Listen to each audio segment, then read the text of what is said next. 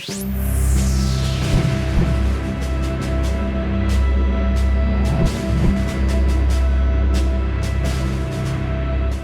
everyone, welcome to a special episode in our series on Student Fellows of Faith and Freedom. We're here in the beautiful atrium of the Gaylord National Resort where CPAC is held every year. Behind me you can see sort of as people are kind of walking into the convention area where the exhibit hall is, where the main stage is with all the speakers here. And this is part of our larger DC networking trip where we'll be networking with alumni and checking out some other notable organizations here in DC. But yesterday I sat down with one of our student fellows and talked with them, so let's check that out now.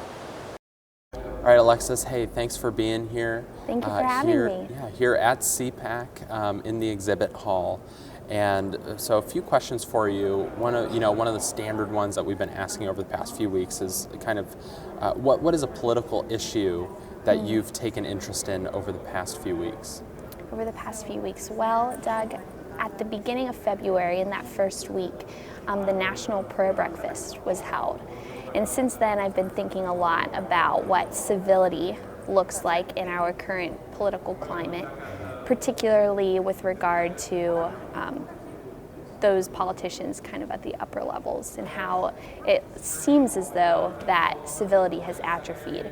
At the prayer breakfast, Arthur Brooks, who's the former president of the American Enterprise Institute, urged all in attendance to put aside political differences, to show grace, to love one another despite those differences. And immediately following his remarks, President Trump and Nancy Pelosi, as well as members of both parties, disregarded those comments and continued to talk against one another and kind of to rebuke the different positions without engaging in real political discourse. And that was discouraging, and so I've been thinking a lot about how we can mend that in our generation and in the students below us.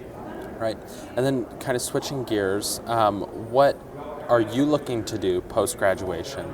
And how has being a fellow, last year you were a research fellow, this year a marketing and research fellow, how have those helped you in maybe after graduation?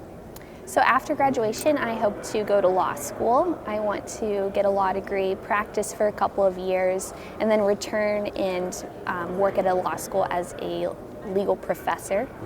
So that's my dreams.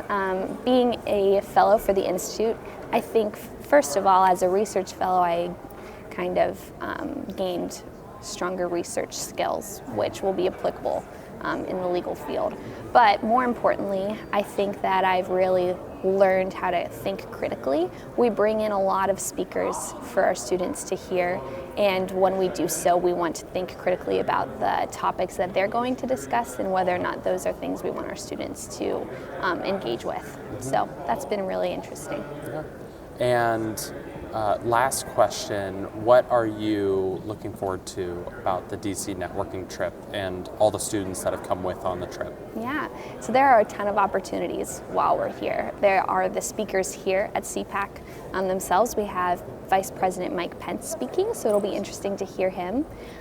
Beyond the CPAC events themselves, we have the alumni mixer where we're going to get to network with former Grove City students and hear how their Grove City degree has helped them.